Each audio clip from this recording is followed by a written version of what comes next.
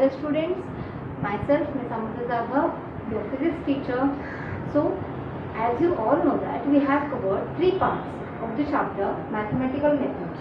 Alright, so we'll take just a quick revision what we have done in the previous previous lecture, and then we'll move towards today's part. Okay, so in previous lecture we have studied about resolution of vectors.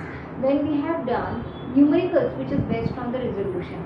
How the vector can be resolved when any kind of vector it splits into its components like x component, y component and z component, then it is said to be resolution of vector. So that concept we have studied in the previous lecture, and even we have solved so many of the examples which is related to that concept. Okay, so after studying all of this part, we are here with the new concept in which we are going to see the multiplication of the vectors. As you all know that we have studied about the operations of the vectors, in which we have seen addition and subtraction, both the concept, by using some laws like triangular law of vector addition, then parallelogram law that we all have studied, right? But now it's the point where question comes in our mind that what happens when it comes out to be the multiplication. So as you all know that when any scalar quantity get multiplied to scalar quantity, we get resultant as scalar quantity. Obviously, like 2 into 3 will be 6 itself, right? So it is a scalar quantity which doesn't require direction, it required only magnitude. But when any scalar quantity is get multiplied to vector, what will be the resultant? Resultant is vector quantity. Okay, now the third conclusion is when we are multiplying two vectors together, what we get in resultant? We get a scalar quantity over there. So basically there are 3 conditions. First, when scalar get multiplied to scalar, we get scalar quantity itself. When scalar get multiplied to vector, we get vector quantity itself. But when vector got multiplied to vector, it will either get scalar or it will get vector quantity. Okay, so by taking all of this into consideration, there are 2 characteristics of multiplication. First one of which we are going to deal in today's part. So this particular part is basically based on the scalar product. Okay, and the another one which is going to be in the next lecture, that will be vector product. So let's see what is exactly scalar product and what is there inside it, what happens exactly over there, and also we are going to see some characteristics of scalar product, and even we are going to solve the numericals which are based on this, even from the exercise as well as which are there in your textbook which is solved. Okay, so this all we are going to see in this particular part. So I am welcoming you all to the part 4 in which we are going to deal with scalar product. So let's move towards it.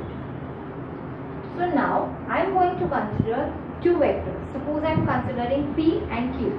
So as I am saying these are vectors, so I will write this as P bar and Q bar. So scalar product of any 2 non-zero vectors, these are non-zero, value cannot be 0, so they are known as non-zero. Okay, so I am going to tell you the definition of this. Scalar product of 2 non-zero vectors is nothing but it gives you multiplication of magnitudes of both the vectors and cosine of angle between both the vectors. So this is basically the definition of scalar product, and this is in terms of mathematics. What I told you in words, scalar product of 2 non-zero vectors is equal to product of magnitude of both the vectors and cosine of angle between the 2 vectors. Now here you can see this dot is given. This dot is not similar like another multiplication, like 2 into 3 is 6. It is not similar one. This dot will give you idea about this. Okay, so scalar product is always denoted by dot. So it is also known as dot product. The another one which is vector product is known as cross product. Okay. So while we are studying about vector product, you will see we are going to say in between P and Q it will be cross. Okay.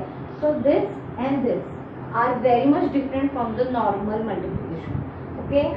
So when you will see the dot inside two vectors, so it gives you the idea of angle between them also. Okay. So in mathematics form, P bar dot Q bar is equal to PQ cos theta. Okay. So this is the definition of it. Now we are going to see about the characteristics of scalar product. So there are so many characteristics, about 6 to 7. So we are going to deal with one by one. So the first characteristic which is there that we are going to see is when we are saying P bar dot Q bar is PQ cos theta. Okay, before moving towards this, I am considering that you all know what is meaning of magnitude of P and Q. You all must have known this. So as we have seen about the resolution, what will be P bar? P bar when resolved into three components, it will be Pxi plus Pyj plus Pzk. Is it right? Yes. So magnitude of this will be P, right? So magnitude P is nothing but Px square plus Py square plus Pz square. So this is actually the meaning of magnitude of P. Similarly, you can say about Q. So this we have already seen, we have already studied this. So I haven't told you. But right now, if you did not get that, I hope you are getting it now, right now. Okay. So this is about scalar product. Okay. So let's move towards the characteristics part. So as we have seen the definition in which we say that P bar dot Q bar is nothing but P Q cos theta. So what I have done, I have just put a bracket for Q cos theta and P outside the bracket. Why I am saying this? This can be considered as P into component of Q in direction of P. So this is the actually meaning of this Q cos theta. This is the first characteristic. When we are saying P bar dot Q bar is PQ cos theta, I just put the bracket for Q cos theta only, and that Q cos theta denotes the idea about component of Q bar in the direction of P bar. Now what happens if I shuffle both of them? That means if I say like this, so what will be the resultant? What will be the result? It will be Q will be as it is, and as it is P cos theta, so it will be component of P bar in the direction of Q bar. So I will write over here. So this is component of P bar in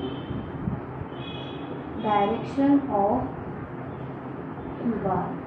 So this is the actual meaning of dot product.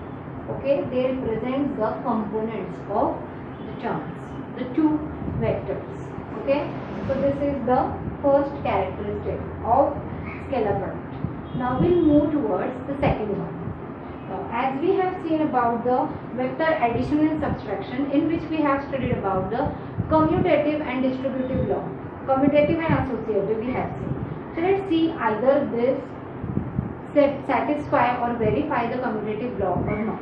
Okay, so second characteristic is P bar dot Q bar is nothing but Q bar dot P bar.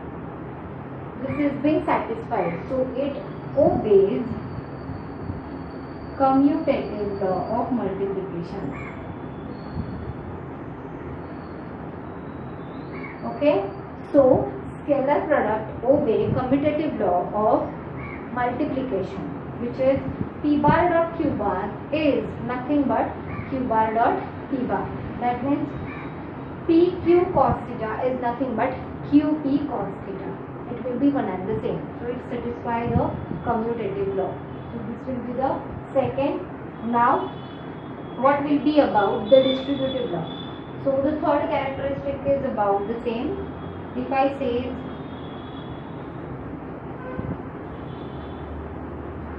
now we are going to consider three vectors P, Q and R. Three of them are non-zero.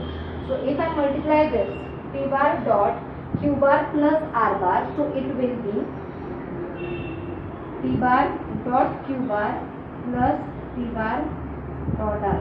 This can be considered as this. So it obeys distributive law of multiplication also. Okay. So as what three characteristics we have seen? First one is about component. Second one is law of commutative, which obeys that law. And third is about distributive law of multiplication, which is being obeyed by the scalar product. Okay. So after seeing all of these three, we'll come again towards the definition. Why I am saying this? I will just let you know about it. Wait. So as we have said that P bar or Q bar is nothing but PQ cos theta, right? So if the angle changes, what happens to the scalar product? We are going to see that. This is the fourth condition in which we are going to see the conditions or special cases for theta. When theta becomes 0, what happens to P bar dot Q bar? When theta is 90, what happens to P bar and Q bar? When it is 180, what happens to them? Okay, so that's all we are going to see in the fourth characteristic. So I will write the definition again. PQ cos theta. Case number 1. If theta is 0 degree, what is cos 0? Cos 0 is 1. So we are getting P bar. I will write here only. So which implies P bar dot Q bar is PQ. Why is it so? Because cos 0 is 1. Okay. What? Cos 0 is 1, so we are getting P bar dot Q bar is equal to P. If I say P bar is equal to Q bar, both are same. So what I will get? P bar dot Q bar will be either P bar square or Q bar square. This is one of the characteristics which we are going to see in the next. Okay. So I have just explained this. What is P bar dot Q bar when theta is 0? It is PQ. So when it is 0, we can say that these both vectors are parallel to each other because they are not at all creating any kind of angle with each other. 0, right? So P bar and Q bar both are parallel to each other. So numericals can be asked for like this. Show that P bar and Q bar are parallel to each other. How you can show that? You can just find out the magnitude. Then you can take the multiplication of magnitude and you are going to find out P bar dot Q bar. When the both sides become equal, then you can say that theta is 0 and we can say that both the vectors are parallel to each other. Now, what happens when theta is 180 degree? What is cos 180? Cos 180 is minus 1, right? So what will be P bar dot Q bar?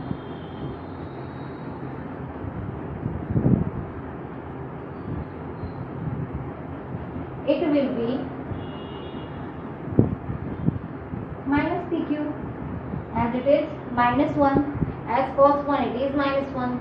So in this case I can say that P bar and Q bar are anti-parallel to each other. Okay, in this case they are parallel, in this case they are anti-parallel. So when sums are being asked, how you can say they are anti-parallel? If the product becomes inverse, that means if you get the negative sign, so you can say that they are anti-parallel to each other. Now, third, if it is 90 degree, what should be that? P bar and Q bar should be perpendicular to each other. What is cos 90? 0. So what you will get in this? So as P bar dot Q bar, as cos 90 is 0, so you will get 0 over here, in which you can say they are perpendicular to each other. So this is all about the special cases of theta. In the very first we have seen when theta is equal to 0, P bar and Q bar is PQ and they are parallel to each other. When theta is 180, they are anti-parallel to each other and we get P bar dot Q bar as minus PQ. Third, when theta is equal to 0, P bar and Q bar are perpendicular to each other and their dot product becomes 0. When you are getting this dot product as 0, you can directly say that these two vectors are perpendicular to each other. Okay, so this is all about the special cases. Now what more? As we have seen that we are multiplying this. This is not the only case. We just wanted to see when any vector is resolved into three components, how they will get multiplied. That we are going to see right now. Okay. So what is exactly that? Fifth one. I am going to say P as Pxi Pyj plus Pzk, right?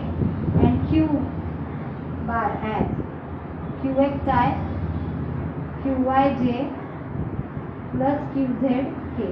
These are the two vectors when it is resolved into x, y and z coordinates. Okay. So I wanted to multiply both, which is P bar dot Q bar. I just wanted to see that what happens over there. So P bar dot Q bar will be, just have a look, take concentrate over here.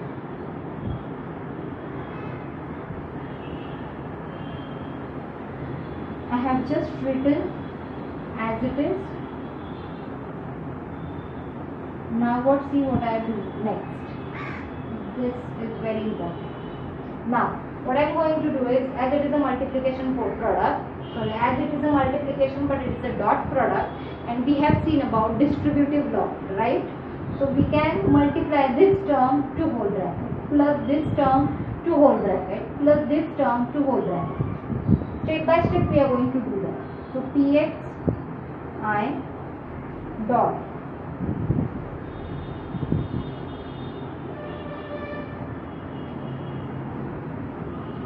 plus Pyj dot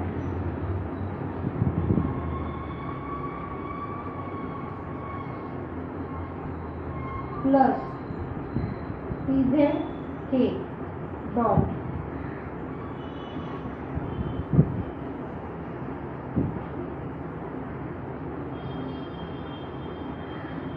okay. So I have written to all of it, just multiplying one by one term to the next bracket. So what I can do is, I can just multiply the number, that means P and Q, and the unit vectors can multiply to each other, and what happens over there we will see.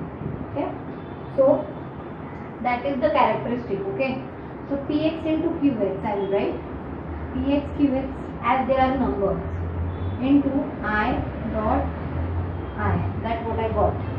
Px into Qy into what? I dot j. Okay, next Px Qz I dot k.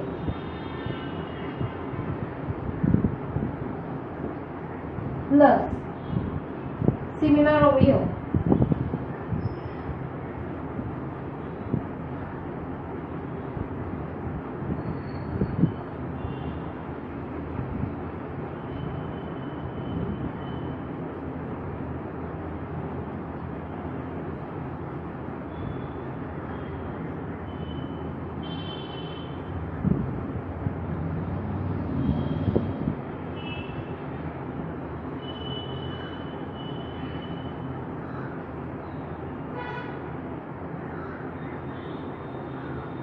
Similar to the third bracket.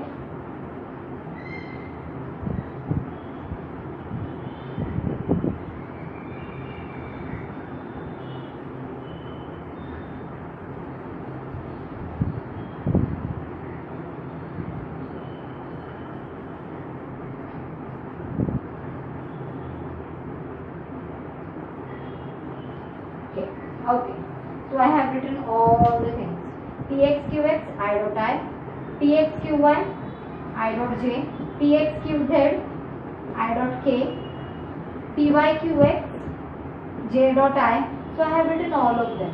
Okay. Now the characteristics says that you have to keep in mind all the time that only self dot product is 1. Otherwise all the products will be 0. That means only I dot I, j dot j, which are the self product, are 1. So I will write here I dot I is 1 always, j dot j is 1, k dot k is 1. Otherwise the dot product with any other term will be 0. Like when we are saying, like here I dot j, it is 0, so this term will get cancelled.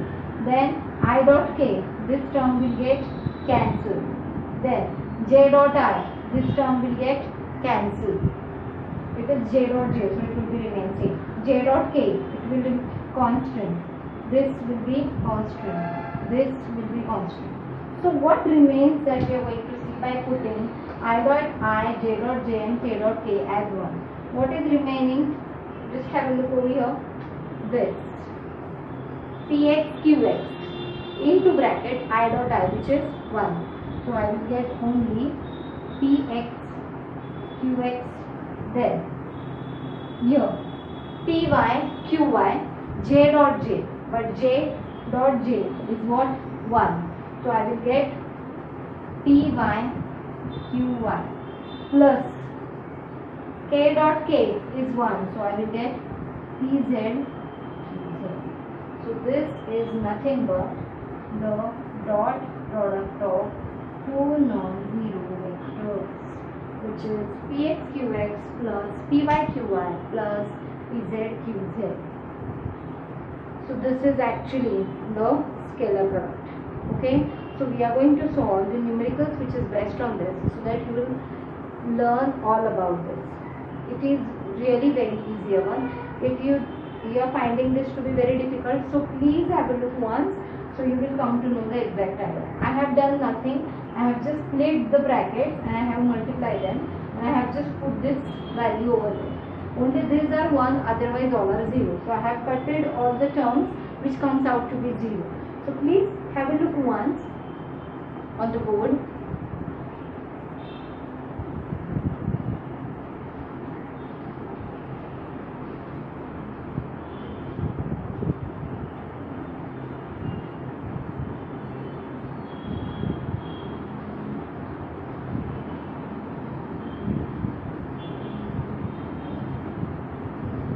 Okay, so let's move towards the next. We will solve numericals which is based on this, so it will be the easier one. Okay, just remember this and this both.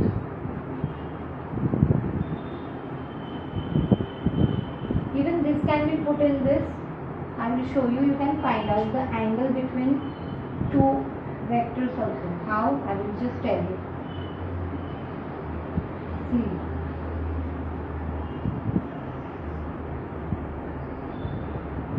As right now we say that this is nothing but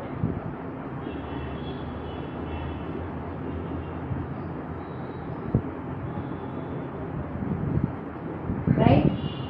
When this comes over here,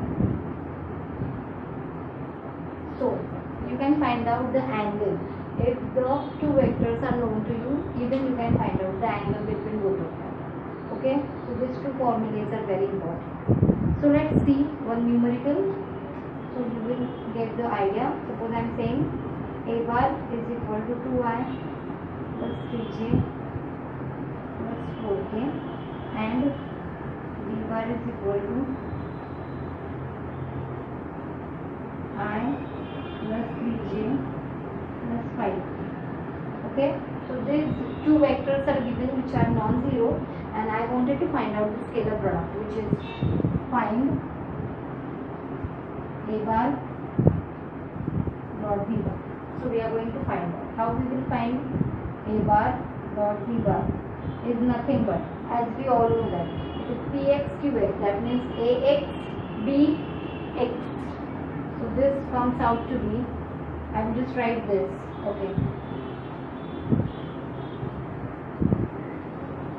don't worry, just stay concentrate. It is really very easy.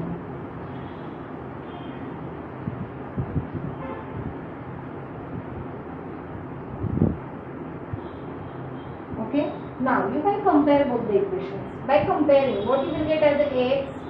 So ax will be 2, ay is 3, az is 4, right? And by comparing with this both, bx is 1, by is 3, bz is 5. So we got all the values. So we can now multiply the terms. I will multiply here. Okay. So a bar dot b bar will be, see, x bx, 2 into 1, 2 plus, here you can see 3 into 3, 9 plus 4 into 5, 20. So how much you got? 22 plus 9, so which is 31. So this is what you got. Very easy one. You're just going to multiply the same component. That means I dot I, j dot j and k dot k. Only that term will be get multiplied. Okay. So again we'll take some more. Okay.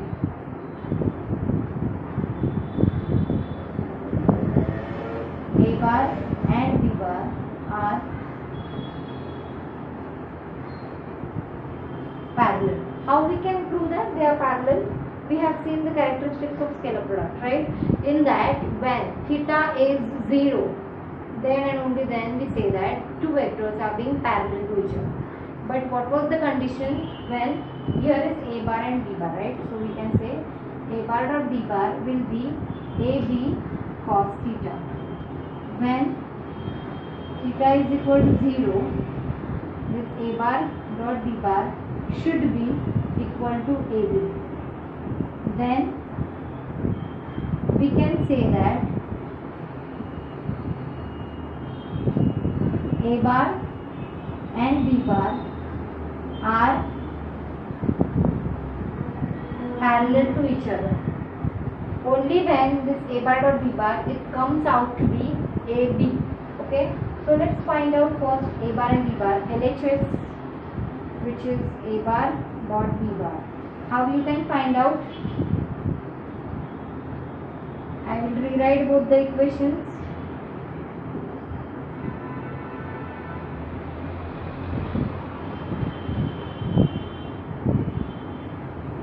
Then I dot I is 1, right? So 2 into 1 is 2, 5 into 5 by 2, 25 by 2. Sorry, here it should be plus.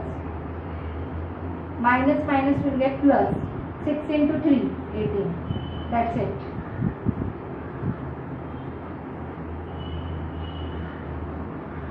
So I will just take LCM.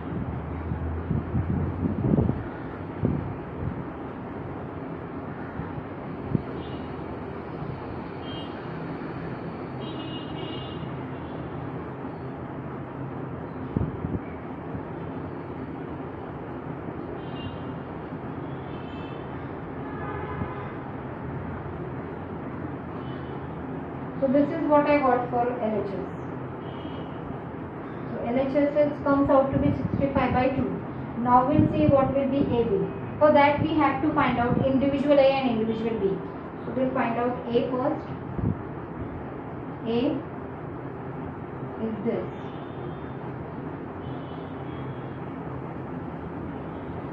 Right? So what is X? 2 square, which is 4. Plus 5 square, which is 25, plus 6 square, which is 36. So what it comes out to be? 65. Right? Yes. Now we'll find out for B. It will be bx square plus by square plus bz square. So here you can see 1 square 1 plus 5 by 2 square 25 by 4 25 by 4 plus 9 which comes out to be